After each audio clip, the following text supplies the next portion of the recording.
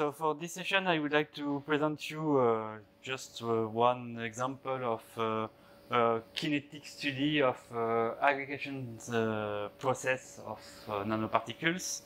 So the idea is to start with a sample of silver nanoparticles in this case, and if you add some molecule that perturb the surface of your colloidal systems, you obtain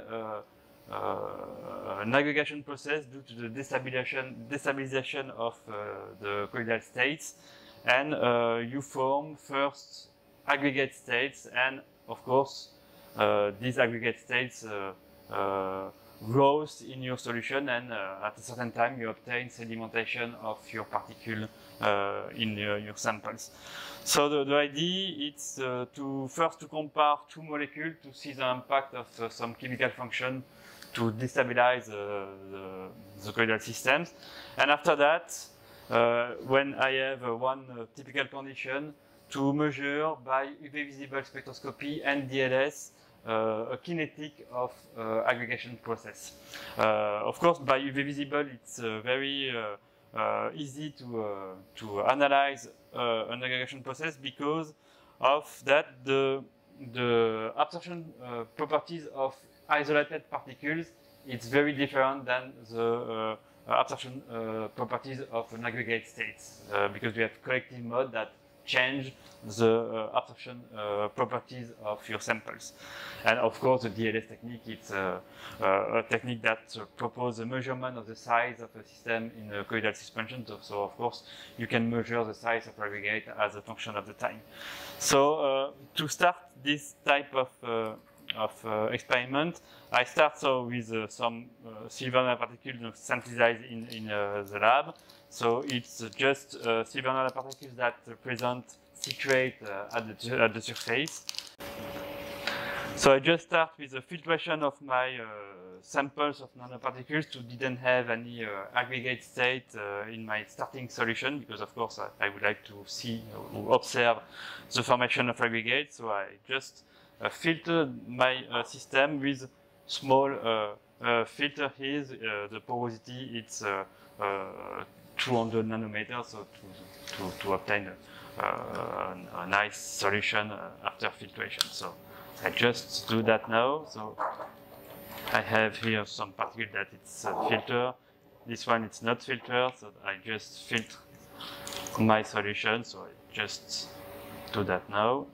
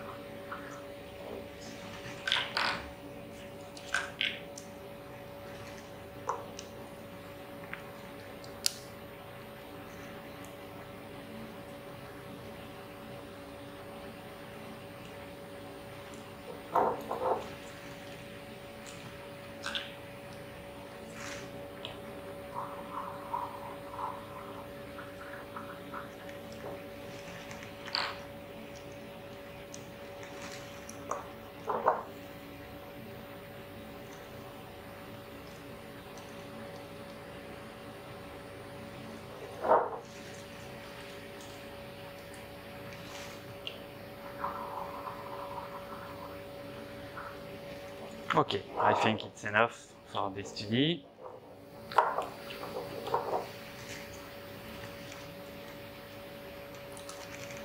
So now I just would like to test by just a small experiment the impact of some molecules. So I have two different molecules here. One is the phthalic acid, so it's just two carboxylic acid function around a benzenic group. So it's a 1,4-benzoic acid, B-benzoic acid, and the mercaptobenzoic acid. So it's the same structuration, but one of the two carboxylic acid it's replaced by thiol groups. So of course, thiol groups have a high affinity for the surface of silver nanoparticles. So just to observe the impact of the presence of this molecule, I just prepare some solution, 2 milliliters of silver nanoparticle, and I had after different volume of millimolar concentration of molecules in solution. So for the D acid, so the phthalic acid, it's soluble in water in presence of a base because you have a deprotonation of the carboxylic acid. So it's just a water solution with a small amount of soda. And for the mercaptobenzoic acid, it's not very well soluble in water, so it's just prepared into ethanol to obtain a good solution of mercaptobenzoic acid. So now I would like to prepare some samples. So maybe I can put all the solution in my sample, and after that add step by step different volume of the two molecules to observe if the coloration of my solution change as a function of the presence of the molecules. Here I have a lot of samples. In all the samples we have 2 milliliters of nanoparticles, and in this first step I add different volume of phthalic acid. So I start with 100 microliter, and I increase the volume of the solution of phthalic acid step by step with more 50 microliters, so 100, 150, 200, 250, etc., etc. Okay, so I perform that, and I check after that the observation.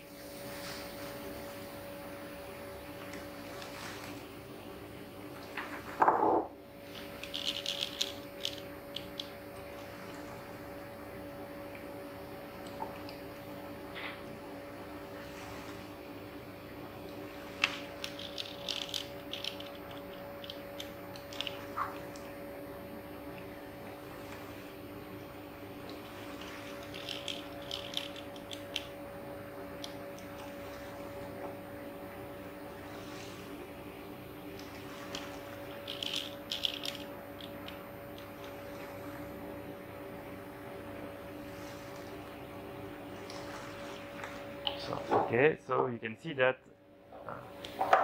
I had different volume of these molecules, and you didn't observe any modification of the coloration. So of course it's because it's just carboxylic acid function that it's not strong enough to replace the citrate that it's in the solution, and didn't provoke any perturbation of the colloidal stability of your system.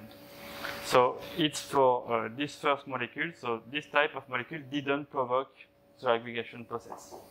Now, if I switch to mercaptobenzoic acid, of course, in this molecule, I have thiol groups that present a high affinity for the surface, and of course, the complexation constant of this molecule is very high in comparison to citrate molecules. So the idea is that these molecules process a modification of the surface that provoke a destabilization. So I just test with different volume of mercaptobenzoic acid, and I like to see if, in this case, a modification of the coloration is present or not.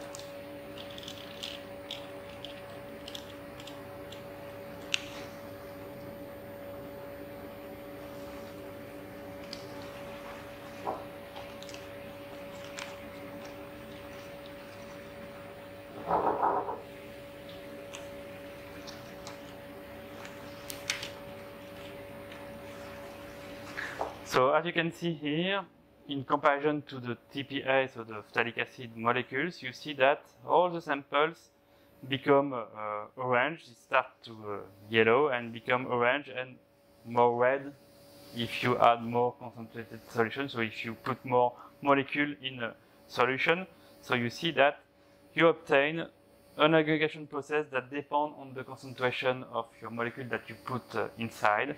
So of course it's due to the destabilization of your system due to ligand exchange at the surface of your particles. And of course this ligand exchange perturb the zeta potential, the colloidal stability of your materials, and you go to aggregate state, of course, in this case. Okay, so just to check the influence of the concentration or the volume of molecule that you put inside a volume of particles, so I just prepare some samples here. It's just 500 microliter of the solution, and after that I dilute in water to didn't have a saturation of my absorption bond. And you see here the results for tetraphthalic acid. So you see here the first spectrum, it's just the spectrum of the starting silver nanoparticles. So you see that it's the typical absorption bond of metallic nanoparticles such as silver. So you are centered around 390 nanometer here. So it's close to 15 nanometer size or something like that. And you see that I measure all the samples, and you see that if I increase the concentration of tetraphthalic acid, I didn't have any effect. So I obtain always the same spectra. So I stay with isolated particle in solution. So this type of molecule didn't provoke any perturbation or aggregation of my systems.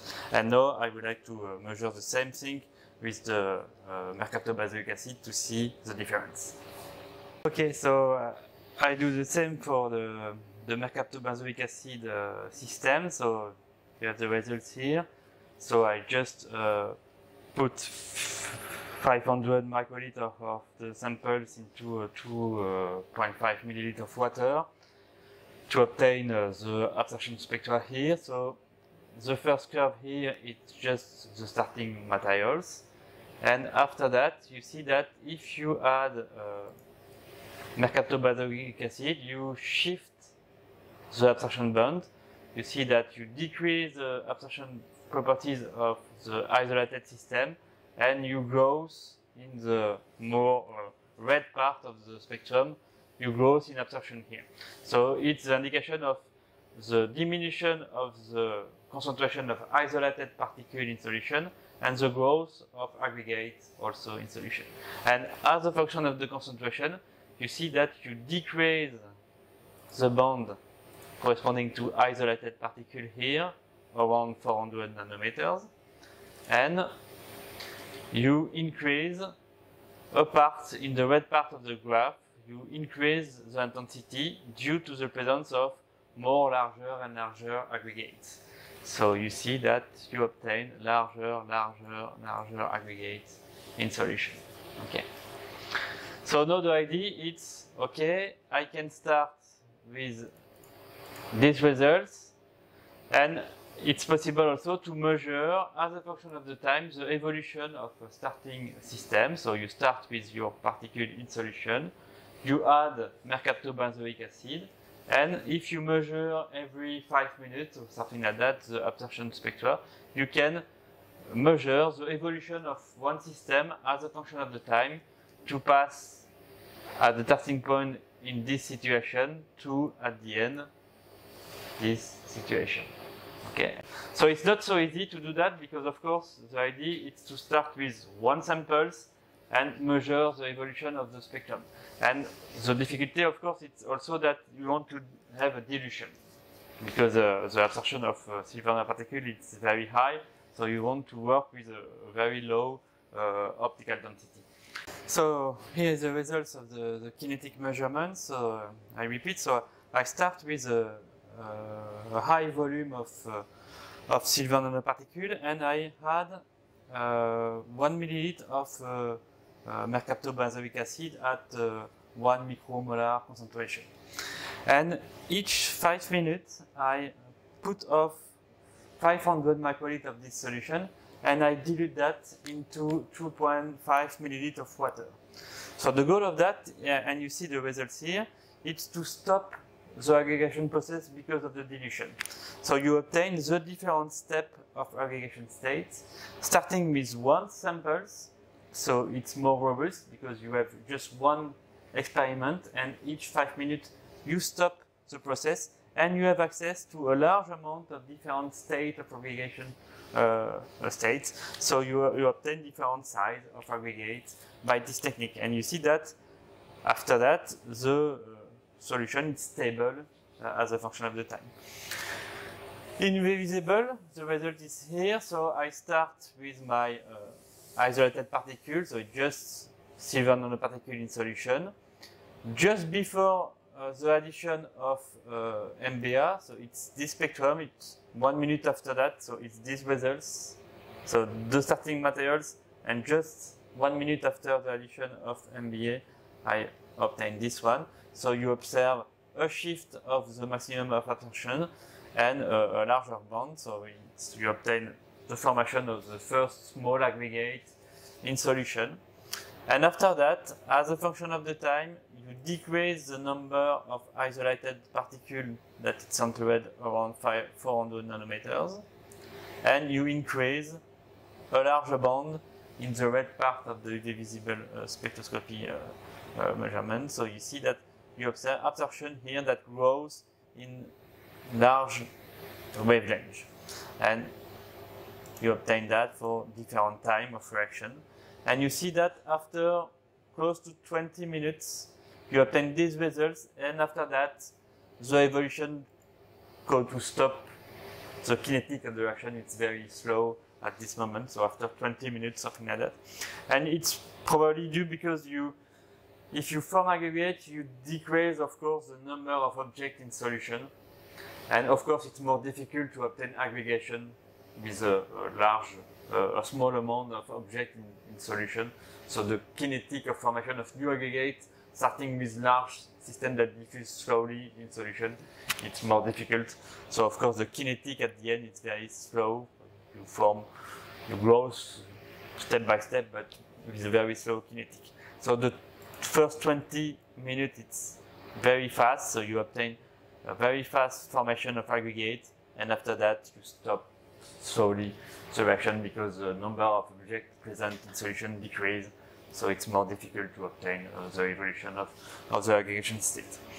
And you see that now after it's easy to measure all the size, as an example by DLS, or you can measure by SEM imaging or TEM imaging the size of aggregate that you have in all the samples, so you have access to the description of all the state of the aggregation system in this case.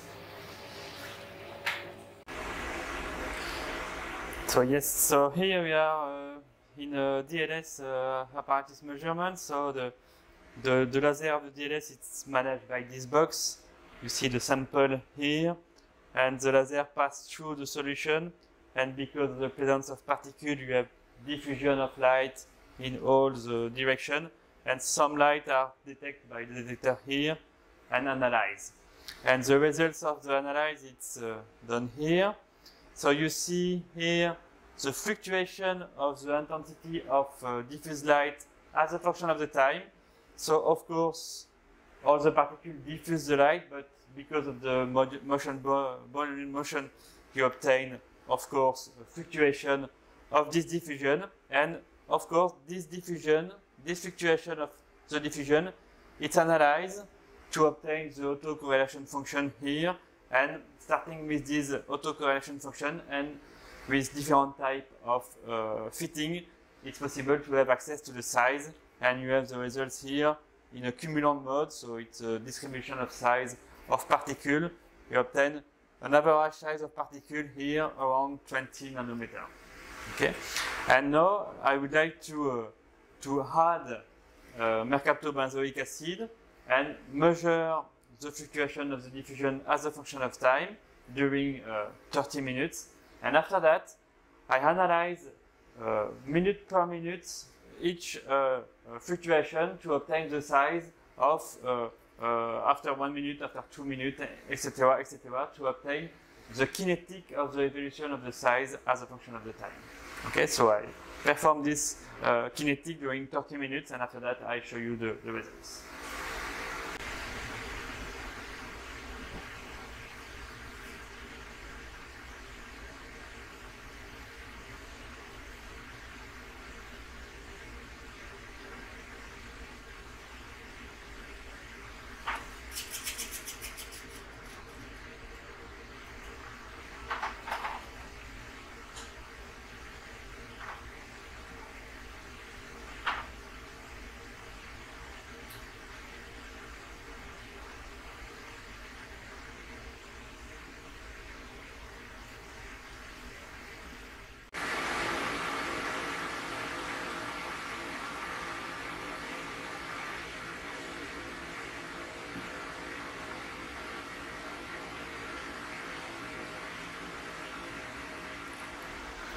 Okay, so here is the results of the kinetic measuring in DLS. So you see first here, you see the intensity of the diffusion of light as a function of the time, and you see that this intensity grows as a function of the time.